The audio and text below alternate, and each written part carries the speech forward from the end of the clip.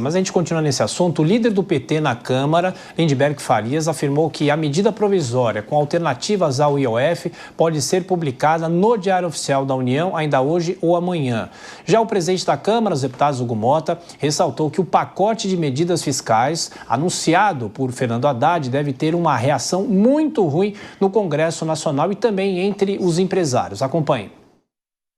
O governo deve anunciar essa semana novas medidas em substituição àquilo que foi anunciado ao IOF. Eu já comuniquei à equipe econômica que as medidas que estão pré-anunciadas deverão ter uma reação muito ruim, não só dentro do Congresso, como também no empresariado. E Maris, o interessante, ontem a gente conversou com o deputado Lupion, que é da frente do agro no Congresso Nacional, e eu cheguei a perguntar para ele o seguinte: e o decreto que aumenta o IOF? Por mais que esteja nessa discussão, o decreto continua valendo, ou seja, o governo continua arrecadando esses recursos, não foi retirado ainda pelo governo. E, pelo menos à disposição do presidente da Câmara, talvez fazer um debate amplo, mas vai saber se isso vai ser aprovado, porque é uma medida provisória, e medida provisória pode caducar. Nós tivemos uma intervenção na semana passada do presidente Lula falando sobre o IOF, quando questionado ali pelos jornalistas, porque ele falou por mais de 35 minutos, e a base da dinâmica dele era o IOF, e ele não falou nada sobre isso, a não ser quando foi indagado pelos jornalistas. E com essa intervenção, com essa intromissão, ele está se intrometendo no assunto onde talvez ele já deveria ter feito isso lá atrás, né? Estou falando do presidente Lula em relação ao Haddad. O Haddad, ele não precisa, e nós discutimos isso aqui, Tiago, ao longo da semana, na bancada do Linha de Frente, sobre a prerrogativa dele em relação ao presidente do Banco Central, que ele não precisa da autorização, nem precisa questionar, nem precisa falar nada sobre o presidente do Banco Central para falar do IOF. É uma prerrogativa exclusivamente dele, lógico, né, com algumas declarações do presidente vindo à tona. O que nós entendemos é que, de fato, o que o Mota falou tem razão. Vai ter que ser revisto alguns pontos em relação a esse IOF, porque não acabou agradando a ninguém essa declaração do Haddad, o que trouxe mais discussões ainda sobre esse assunto e causou de verdade um mal-estar em todos ali na cúpula da política. Pois é, o Maris fala, né, sobre a relação do ministro da Fazenda com o presidente do Banco Central e agora com a substituição do Banco Central, as críticas ao BC, claro que diminuíram, mas é sempre uma questão interessante ficar de olho. E, claro, o próprio BC não precisa ser consultado para uma decisão dessa de governo, ou deveria, Rafael? Bom, eu acho que dentro de uma notícia tão importante como essa, é importante que o Ministério da Fazenda, o ministro Haddad, esteja, pelo menos ouça o que tem a dizer o presidente do Banco Central. O que me parece que essa é uma forma de dividir a responsabilidade até, né? Então, por mais que não haja a necessidade de ser ouvido, eu acho que é importante, no primeiro momento, para que ele possa ouvir o que tem a dizer o Banco Central sobre esse assunto e também acaba sendo oportuno para dividir, não dividir a responsabilidade, mas, de certa forma, pulverizar essa responsabilidade com o ministro da Fazenda. O que me preocupa, Thiago, é que hoje, me parece, hoje não, né, desde 2023, que nós somos um barco à deriva. Parece que o governo ele vai tentando medidas pequenas, né? Parece que assim, um pouquinho aqui, um pouquinho ali. Eu até participei de uma assembleia de condomínio do meu prédio e parece muito com isso. Coloca uma taxa aqui, uma taxa ali, e vão colocando, vão fazendo uma colcha de retalhos. E o que falta realmente, e aí eu concordo com o nosso colega de que me parece que o Fernando Haddad até tenta, mas ele não tem força para isso, ele realmente está ilhado nesse governo. O que falta é um programa sério para o nosso país. Então, isso viria em muito boa hora neste momento. O governo sentar com todos, apresentar um plano com começo, meio e fim. Olha, vamos aumentar este imposto, vamos diminuir essa despesa. E eu acho que isso seria importante até para nós nos unirmos dentro, né? Claro que isso é uma utopia que eu tenho, dentro de um projeto para a gente realmente retomar as contas do nosso país. Aí fica aqui, ouve um pouquinho aqui, faz um pouquinho aqui, aumenta uma taxa, diminui outra. Isso acaba gerando, além de preocupação, instabilidade, porque amanhã a gente não sabe qual será a nova medida do governo com relação aos impostos. Ô Zagarino, essa fala do Rafael me lembrou de uma história, uma piada, na verdade, de quando Fernando Haddad era prefeito aqui de São Paulo, os repórteres cobriam a prefeitura, eu estava incluído aqui como repórter da Jovem Pan ainda. A gente costumava dizer o seguinte, que Fernando Haddad é o tucano entre os petistas, ou o mais tucano dos petistas. É mais ou menos isso?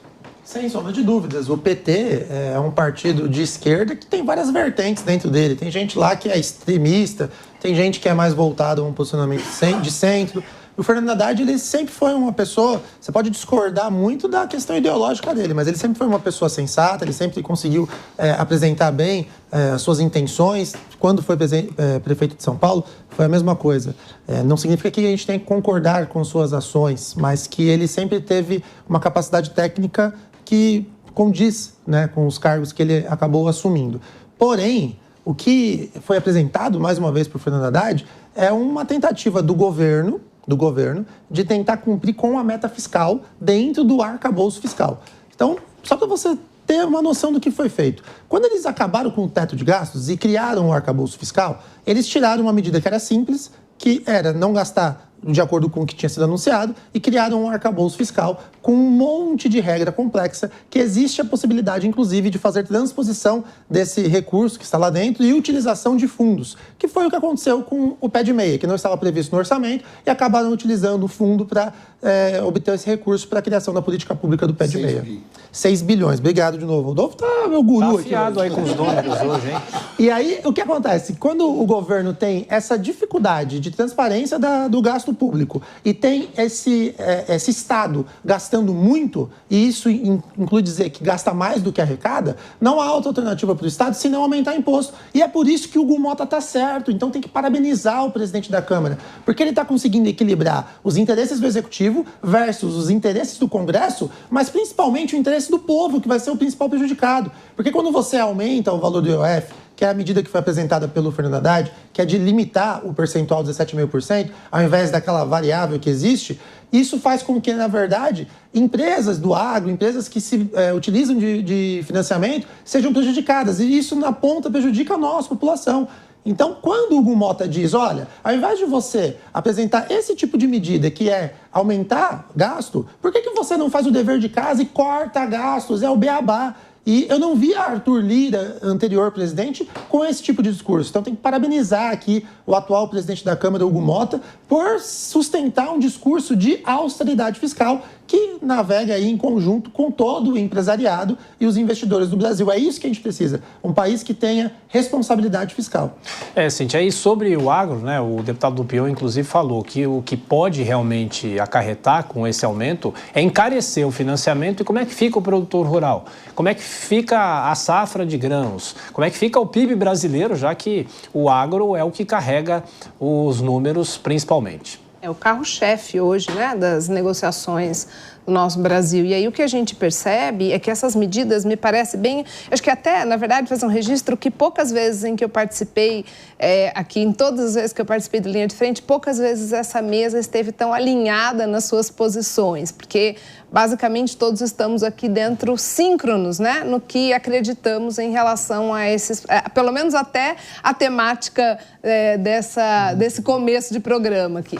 Mas, de fato, o que a gente vê é que não se faz uma lição de casa e apenas dá a impressão que vai se fazendo um balão de ensaio. Eu vou pegar, então, esse setor aqui e vou dar uma espremida. Se esse setor não se rebelar o suficiente, a gente deixa passar. Se não der certo, a gente diz, olha, não é bem isso, o pacote foi mal interpretado, a gente vê outro setor para buscar. Mas, de fato, talvez agora o tiro saia de novo pela culatra. Porque ao a gente colocar, ao que o governo estabeleça novos índices aí de ajustes de novos impostos sobre setores, inclusive de operações que eram isentas, nós estamos realmente trazendo algo que vai inevitavelmente chegar aonde? No bolso de quem consome o produto, porque não tem como, né? Se repassam todos os gastos que vão se acumulando. E para quem ouve, quem não entende, eu também não sou economista, mas dá a impressão quando a gente diz, mas era 15% e passou uma alíquota para 17,5%. Para quem pagava o 22%, não deu diferença, melhorou. Mas e para quem pagava 15%? Esses 2,5% vão fazer muita diferença. Vai prejudicar de novo quem? Senhor ministro, não é quem mora na cobertura. vai prejudicar quem está morando no térreo. Maris, você que, apesar de publicitário, pelo visto é um bom economista, né? Porque tem os números na ponta da língua, né? O que a gente se deixa enganar. Não se deixa enganar, mas de qualquer forma, não é só o dono da cobertura que vai pagar a conta. Também paga, mas os outros, que são, claro, pessoas que precisam de mais recursos, essas pessoas também vão pagar, todos nós aqui. Com certeza, essa eu acho que é a maior falácia da narrativa que é contada aí nas declarações desses políticos atuais desse governo, porque falar que o rico está pagando menos imposto e que o pobre vai deixar de pagar é uma coisa muito irresponsável de se dizer. Nós aqui, né, que temos a classe média, uma vida normal, nós pagamos os nossos tributos e quando são retirados tributos de outras pessoas de uma classe econômica inferior, quem paga esses tributos somos nós. Por exemplo, o Lula veio agora com 80 quilowatts de energia, que vai isentar aí cerca de 60 milhões de pessoas. Esse custo vai para o bolso de alguém. E quem é esse alguém? Somos nós no plural de verdade. Somos todos nós, cidadãos brasileiros, que iremos pagar por essa nova política que está tentando ser implantada no país. E quando a gente fala de IOF, parece que não chega na gente, né? Mas a equipe econômica decidiu aumentar esse imposto para empresas, operações de câmbios e planos de seguros usados como investimento para cumprir a regra fiscal. Olha só, eles pretendem arrecadar toda essa responsabilidade, eles tentam argumentar nesse plano, essa é a palavra que havia me fugido, me desculpem, de 61 bilhões, 20 bilhões só agora de junho até dezembro de 2025 e outros 41 bilhões em 2026. Aí eu pergunto, nós temos 50 bilhões de reais que vão para as emendas parlamentares. Nós temos outros mais bilhões de dinheiros que vão para outras coisas no nosso país que não tem fundamento. Como é que a gente consegue brigar aqui pelo IOF e só falar em taxação, taxa atrás de taxa, e a gente não consegue ver uma política pública razoável e simples de se resolver no país? Cortem as emendas parlamentares, tira isso dessa barganha, dessa mesa de negociata que é de fato o parlamento e coloca isso aí justamente para decidir sobre essas taxas. Aí eu quero ver, a briga é maior. Quando pensou-se em colocar a mão no bolso do deputado, do parlamentar, para ser mais exato aqui, falando das emendas parlamentares que correu o risco quando foi noticiado o IOF, o que aconteceu? Todos torceram o nariz e voltaram contra. Foi isso que causou o grande incômodo agora nessa superávit do IOF.